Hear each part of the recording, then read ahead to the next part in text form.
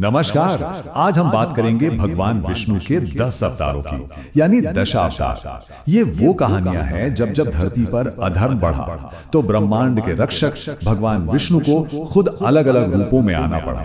तो चलिए इस अद्भुत सफर पर चलते हैं। तो सोचिए, जब दुनिया पर संकट आता है, जब चारों तरफ अराजकता और बुराई फैल जाती है, तो संतुलन कौन बनाता है? यही वो सवाल है जो इन सभी कहानियों की जड़ में है। और जानते हैं, यहीं से भगवान विष्णु का रोल शुरू होता है। तो ये जो दिव्य हस्तक्षेप है, इसे समझने के लिए अवतार शब्द को समझना जरूरी है। अवतार का मतलब होता है उतरना। मतलब जब जब बुराई की ताकतें अच्छाई पर हावी होने लगती हैं, तो भगवान विष्णु, जो ब्रह्मांड के संरक्षक हैं, वो धर्म की रक्षा के लिए पृथ्वी पर उतरते हैं। अच्छा, अब ये जो अवतार हैं, इनकी कहानी समय के एक बहुत बड़े चक्र से जुड़ी है, जिसे हम युग कहते हैं। ऐसा नहीं है कि कोई भी अवतार कभी भी आ गया। नहीं, हर अवतार एक खास युग की चुनौतियों का जवाब देने के लिए आया था, एक पूरी डिवाइन प्लानिंग के तहत। तो चलिए पहले इस कॉस्मिक कैलेंडर को समझते हैं। तो देखिए, हिंदू कॉस्मोलॉजी में समय को 4 युगों में बांटा गया है: सतयुग, त्रेता युग, द्वापर युग और कलयुग, जो कि अभी चल रहा है। हर युग का अपना एक मॉरल कैरेक्टर है और विष्णु के अवतार इन्हीं युगों की जरूरत के हिसाब से आए। तो हम अपना सफर शुरू करते हैं सबसे पहले युग से, सत्य युग से, जिसे सच्चाई का स्वर्ण युग भी कहते हैं। इसी युग में विष्णु के पहले 4 अवतार आए और उनका मकसद था धरती को बड़ी बड़ी आपदाओं से बचाना। और पहला अवतार था मत्स्य। जी हाँ, एक विशाल मछली। जरा सोचिए, एक ऐसी दुनिया जो एक भयानक बाढ़, एक महाप्रलय में डूबने ही वाली थी, और ठीक उसी संकट के समय उम्मीद की किरण बनके ये अवतार आया। मत्स्य अवतार ने राजा मनु को पहले ही बता दिया था कि एक महाप्रलय आने वाला है, और फिर उन्होंने उनकी नाव को तूफानी लहरों के बीच से सुरक्षित रास्ता भी दिखाया। तो इस तरह से उन्होंने सिर्फ इंसानियत को ही नहीं बचाया, बल्कि हमारे पवित्र वेदों को भी डूबने से बचाया। तो ये अवतार एक तरह से जीवन और ज्ञान दोनों के संरक्षण का प्रतीक है। अब आते हैं दूसरे अवतार पर, कूर्म, यानी एक विशाल कछुआ। हुआ ये कि जब देवताओं और असुरों के बीच अमरता के लिए एक महासंघर्ष छिड़ा, तो ब्रह्मांड को एक मजबूत आधार की जरूरत पड़ी, और बस इसी जरूरत को पूरा करने के लिए कूर्म अवतार हुआ।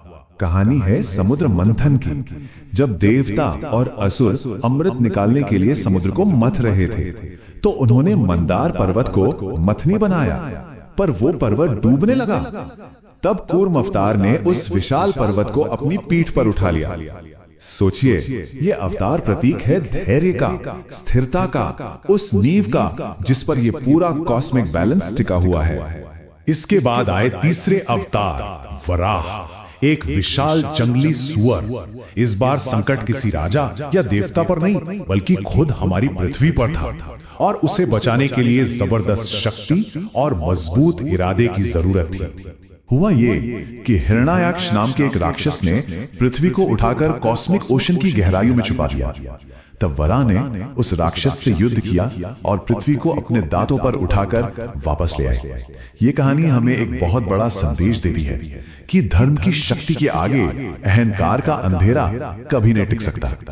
और अब बारी है सत्ययुग के चौथे और शायद सबसे रौद्र अवतार की, नरसिंह, आधा इंसान आधा शेर। ये अवतार तब हुआ जब एक भक्त की अटूट आस्था की रक्षा के लिए दिव्यता को खुद एक खंबे को चीरकर बाहर आना पड़ा। देखिए, राक्षस राजा हिरण्यकश्यपु को एक ऐसा वरदान मिला था जिससे वो लगभग अमर हो गया था। उसे न कोई इंसान मार सकता था, न जानवर, न दिन में, न रात में, न घर के अंदर, न बाहर। तो भगवान विष्णु नरसिंह के रूप में आए, जो ना पूरे इंसान थे, ना पूरे जानवर। उन्होंने हिरण्यकश्यपु को शाम के समय घर की चौखट पर अपनी गोद में लिटाकर अपने नाखूनों से मार डाला, हर शर्त को तोड़ते हुए। ये दिखाता है कि भक्ति की रक्षा के लिए ईश्वर किसी भी बंधन को तोड़ सकता है। चलिए अब सत्य युग से आगे बढ़कर त्रेता और द्वापर युग में चलते हैं। यहाँ एक बड़ा बदलाव आता है। अब अवतारों का फोकस बड़ी बड़ी कॉस्मिक आपदाओं से हटकर सीधे सीधे इंसानी समाज पर आ जाता है। मतलब समाज में नैतिकता और व्यवस्था को स्थापित करने पर। और यहाँ हमें न्याय स्थापित करने के 2 बिल्कुल अलग अलग तरीके देखने को मिलते हैं। एक तरफ है वामन, एक छोटे कद के ब्राह्मण जो राजा बलि से सिर्फ 3 कदम जमीन मांगकर उसके अहंकार को तोड़ देते हैं। और दूसरी तरफ है परशुराम, एक योद्धा ऋषि जो अपने फरसे से अत्याचारी राजाओं का अंत करते हैं। देखिए, एक ने विनम्रता का रास्ता चुना तो दूसरे ने धर्म की स्थापना के लिए क्रोध और बल का। और फिर आते हैं लीडरशिप के दो सबसे बड़े मॉडल। एक तरफ है श्री राम, मर्यादा पुरुषोत्तम, एक आदर्श राजा जो हर हाल में धर्म और कर्तव्य के रास्ते पर चलते हैं। और दूसरी तरफ है Shri Krishna, a divine statesman, एक रणनीतिकार जो महाभारत के युद्ध में अर्जुन को भगवत गीता का ज्ञान देते हैं और प्रेम, कर्म और न्याय का गहरा अर्थ समझाते हैं। चलिए अब हम आखिरी अवतारों की ओर बढ़ते हैं और यहाँ एक बहुत ही दिलचस्प बात सामने आती है। क्या इन 10 अवतारों के क्रम में कोई गहरा छिपा हुआ कोड है, कोई पैटर्न? आइए इसे समझने की कोशिश करते हैं। 9वें अवतार के रूप में कई परंपराएं भगवान बुद्ध को मानती हैं, जिन्होंने दुनिया को करुणा और अहिंसा का पाठ पढ़ाया। और फिर आते हैं 10वें और आखिरी अवतार कल्कि, जिनके बारे में भविष्यवाणी है कि वो कलयुग के अंत में आएंगे, एक सफेद घोड़े पर सवार होकर बुराई का अंत करने और एक नए सत्य युग की शुरुआत करने।